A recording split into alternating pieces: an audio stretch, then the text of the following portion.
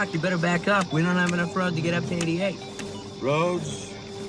Where we're going, we don't need roads. Ready or not. Here I come.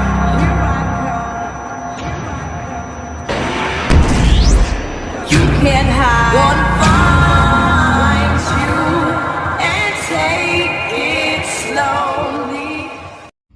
Mirror, mirror, way up high. Mirror, mirror, Ready in the or sky. not. Mirror, mirror, oh how they lie.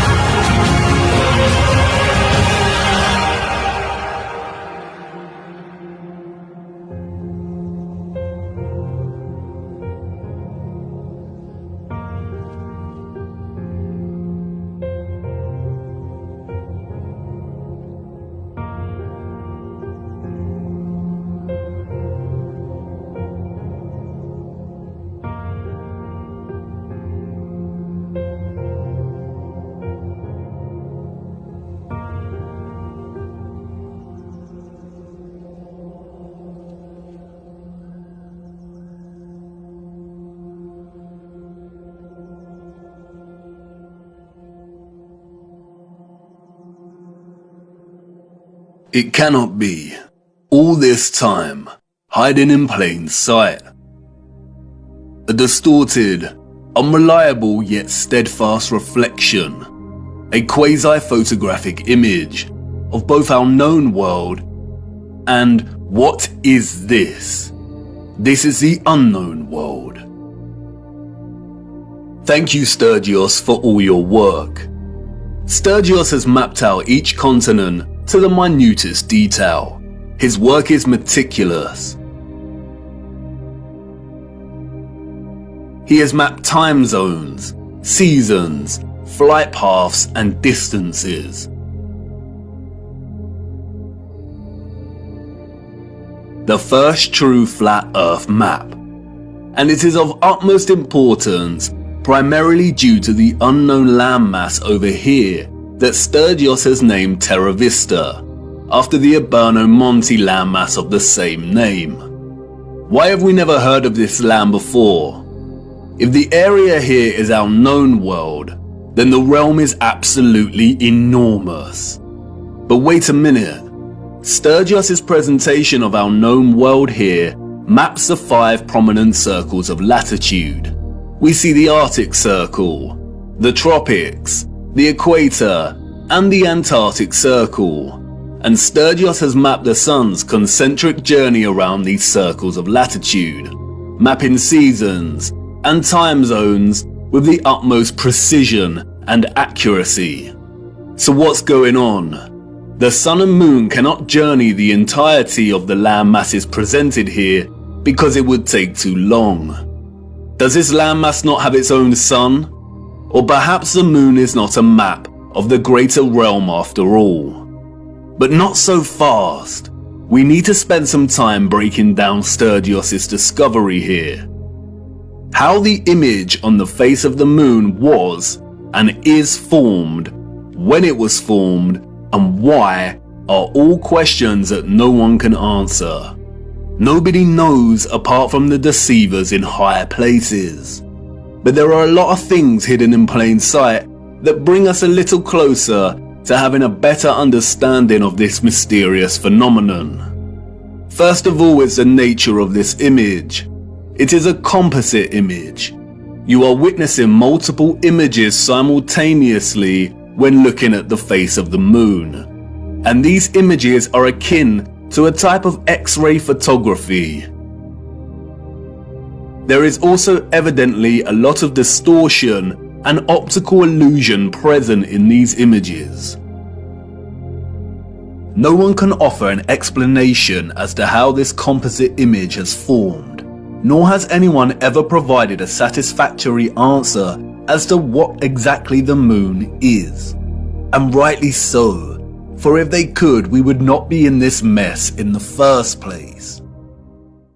Our own access to technology in recent years has allowed us to investigate the moon in more detail. And through this we see over and over again varying instances of the moon behaving in a way that debunks a lie that it is a ball of rock. We see with our own eyes a semi-transparent moon, either at night or while there is still daylight. We see the sky through the moon. Sometimes it is even possible to see stars directly through the moon. Many have repeatedly demonstrated that moonlight is colder than the shade at night, and therefore it cannot be reflected sunlight as it possesses no residual warmth. We also know that spherical objects do not reflect light. By the laws of reflection, the light concentrates into a highlight point and does not reflect. You can also see frequent crescent moons when both the moon and the sun are within close proximity of each other, meaning that it is impossible for the sun to be casting the Earth's shadow onto the moon. So if the moon is a plasma phenomenon, then how could this be formed in the first place? We will return to this later. What is important now, however, is that not only have we another instance of the concept of a black core at the center of our realm, and another reference to a central vortex and opening, but we also have reference to energy, or what the Thule Society called vril, radiating out of this opening. And if this is truly the case, then we have a theoretical model in which both the formation of the sun and moon makes complete sense. What I am going to try and convey now is complex, and I will do my best, but I need you first of all to forget every model of our Earth you have become familiar with. Things may not make sense at first, but by the end it will.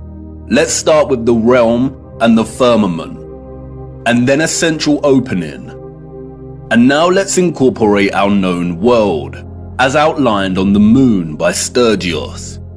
And finally, let's add the source or electromagnetic coil beneath. Whether a magnetic rock or an electromagnetic coil, the source of our world's magnetic field is located at the center and beneath, and any source of intense electromagnetism would produce strong radiation. No one can say indefinitely, but it is highly likely that the concentrated plasma that we call the moon is a result of a unique form of radiation, similar to X-rays, that emanate from this source via an opening or vortex. X-rays, or very strong radiation beams, would, by the laws of physics, emanate from this central vortex in diverging straight lines. Like X-rays, they would also be invisible. The divergent beams would continue up until coming into contact with the firmament itself. X-ray beams differ from light beams and do not tend to reflect. X-rays are like a super powerful form of light, and because their wavelengths are shorter than ordinary light's wavelengths, it means their frequency is much higher. Because of this, X-rays can travel through objects that ordinary light cannot. And it was a man named Lawrence Bragg in 1913 that discovered that crystalline structures reflect X-rays. That's right, crystalline structures, a crystalline firmament. If the moon is a point of focused, condensed plasma, then it has to occur within one of the layers in the ionosphere above us. All the various inert noble gases in our ionosphere appear at differing layers and altitudes. We looked at how these are charged by the sun's electromagnetism to form the plasma sky. At a certain altitude in the ionosphere, there are two layers of neon and helium gas. It is likely that the sun forms in a similar fashion within these layers. After all, helium is linguistically very similar to Helios.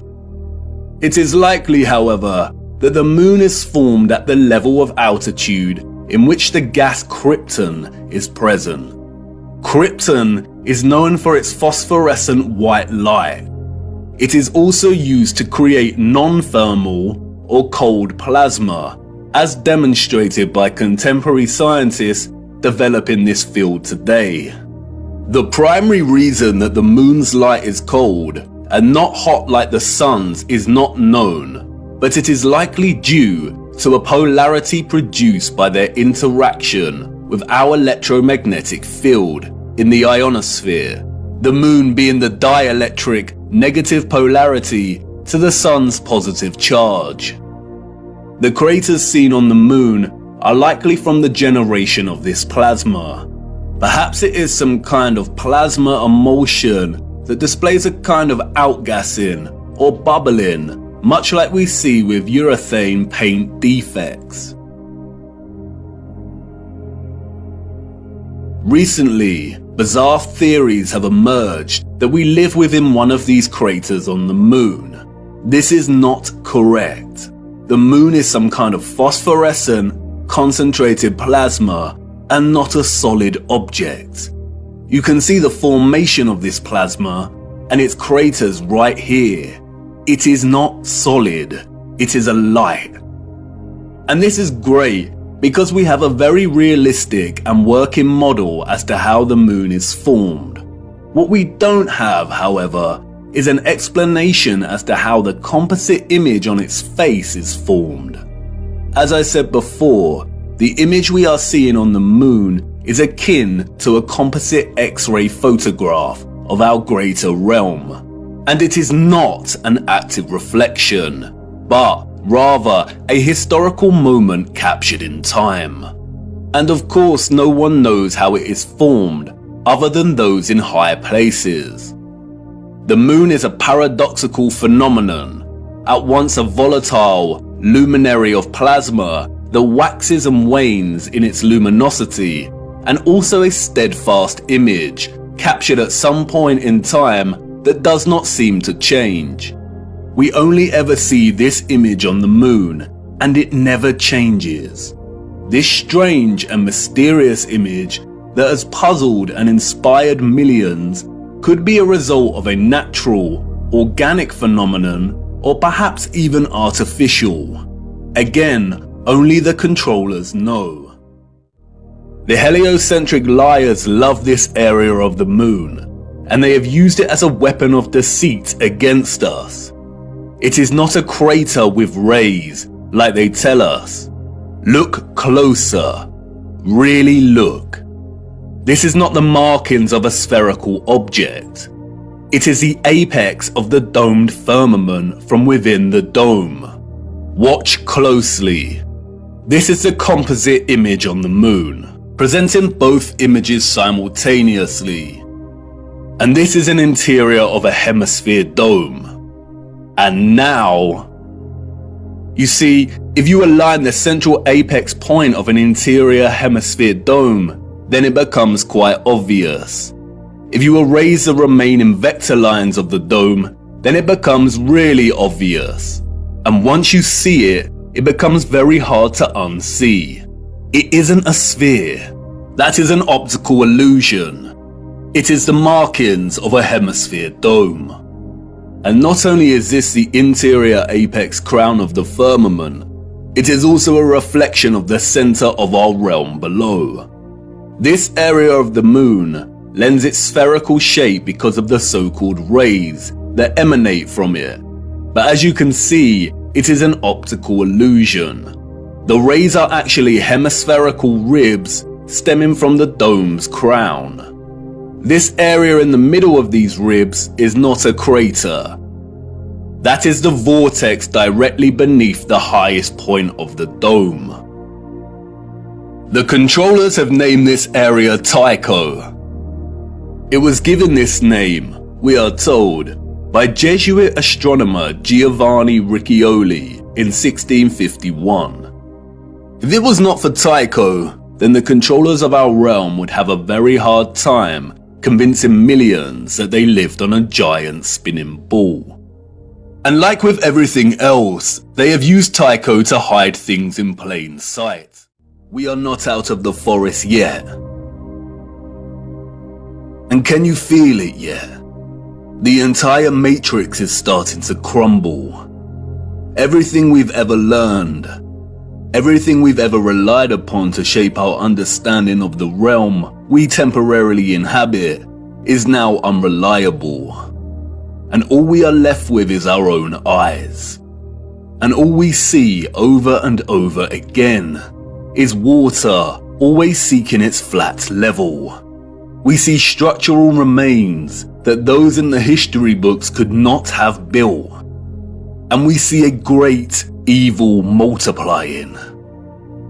We only have our eyes and old photographs, moments captured in time, the act of photography, the art of juxtaposition, of comparison and contrast. We are so small, our world in the mirror. Where are the maps of the age of Pisces? Where has our history gone?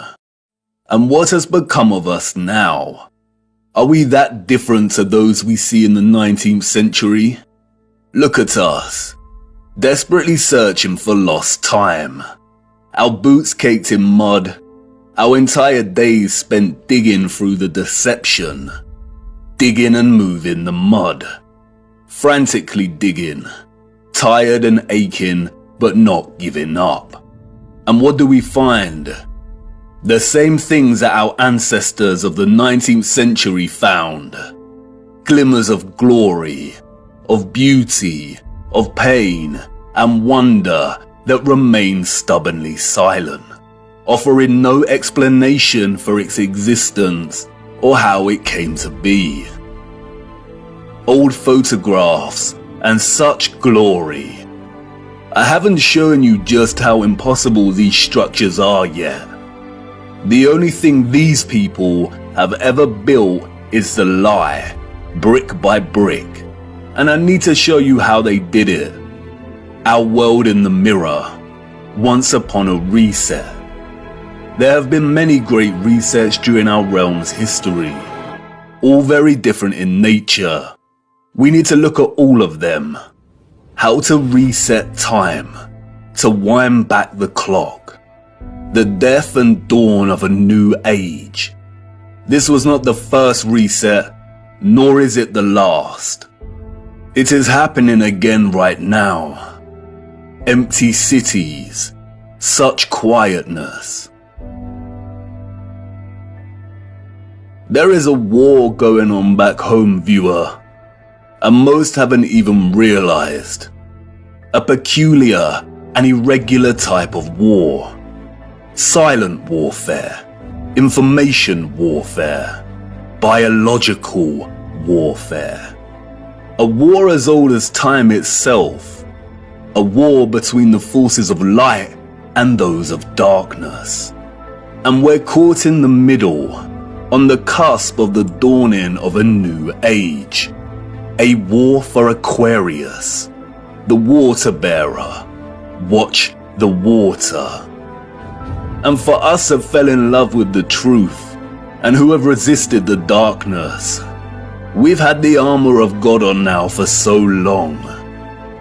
How many of your friends and family have deserted you? How many of them left you stuck in the mud? And you've remained steadfast. But it's time we took a stand and became very loud. It's time to draw the sword of truth. The blind are going to need us because nothing can stop what is coming. The legend of Offerus, bearing Christ, bearing the truth so it can reach the masses.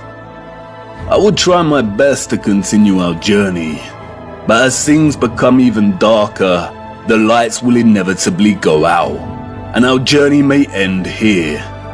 But you have more than you know. More than you need. You've seen enough deception. Do not believe a single thing they say. We have to try and keep moving. The clock is ticking and we don't have much time. We need to go to Siberia. There is something frozen in the ice that needs examining. Come on, it's time to address the big question. Who were the citizens of the future? And it's not what you think. The timeline is wrong, and the maps are fake. This is not the answer. No. Ready or not?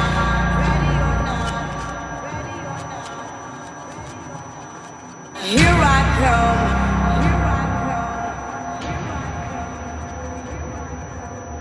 You can't hide. Gonna find you and take it slowly.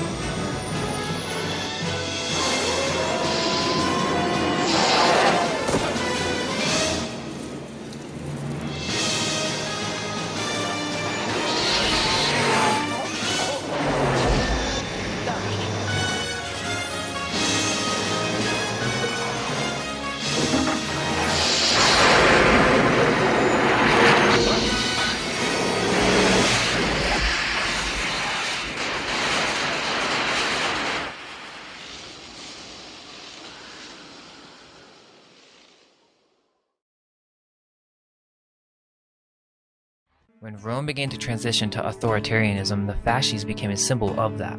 But it was long held to be a symbol of the power of Rome and the will of the people. Fasces are electromagnetic guns. This same magnetic field is much more potent if it operates on an aluminium sheet instead of on the mercury. The reason for this is that aluminium is about 40 times more conducting than mercury. Of course, I could make it more potent still if I could put some steel behind the aluminium to improve the magnetic circuit.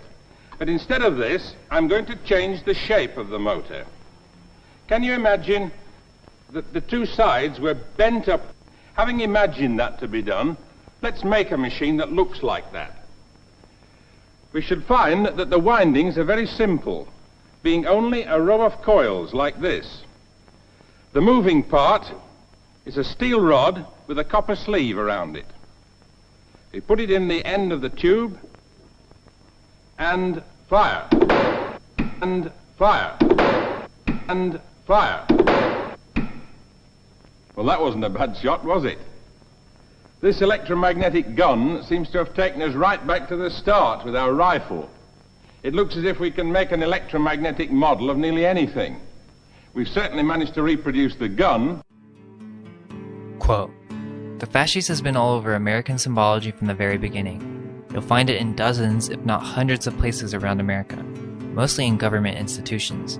The House of Representatives used the fasces to represent its master-at-arms from 1789 onward.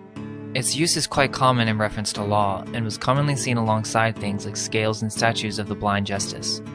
It looks like a pile of twigs attached to an axe could be one of the deadliest weapons known to mankind. The elite know what the symbol means, it's so we know who is in power. To fully cover how the fasces worked, we have to talk about atmospheric conditions of the past, the aether, and magnetic flips. The magnetic ether was more powerful in the past, and it fluctuates leading to cataclysmic events, and it can even be isolated. The rapture already happened. When energy in these fields build up, they flip and reset, causing all sorts of phenomena like anti-gravity. Devices were developed to access this built-up energy in the atmosphere, and these are referred to as aether devices. They are free energy devices designed to collect the built-up energy in the aether. Magic was also more possible, as our thoughts permeate the aether. Our thoughts are now just subtle vibrations only visible to the clairvoyant, or even those who with close relations have the common occurrence of thinking the same thought at the same time. The common phrase, jinx. The Phoenicians of the new church didn't fully take over till about 100 years ago, so there was a period of time where many cities were still not owned by them.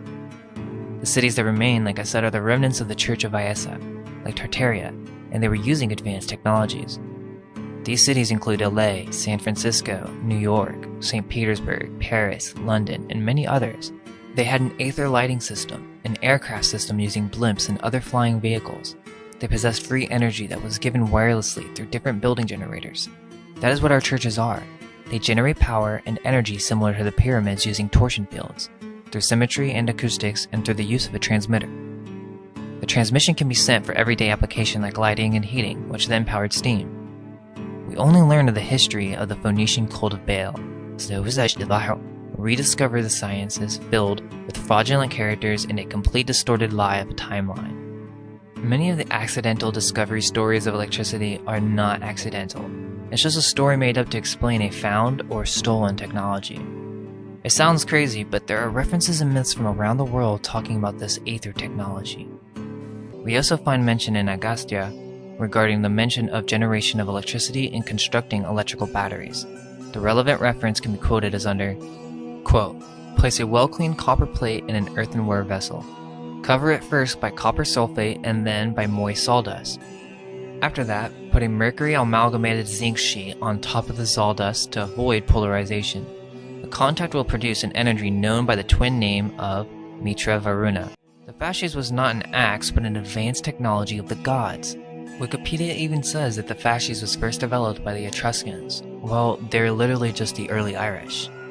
In this depiction, we can see a Phoenician Statue of Liberty with a floating device in her hand. I know you're out there. I can feel you now.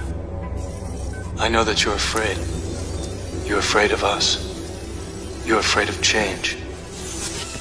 I don't know the future, I didn't come here to tell you how this is going to end. I came here to tell you how it's going to begin.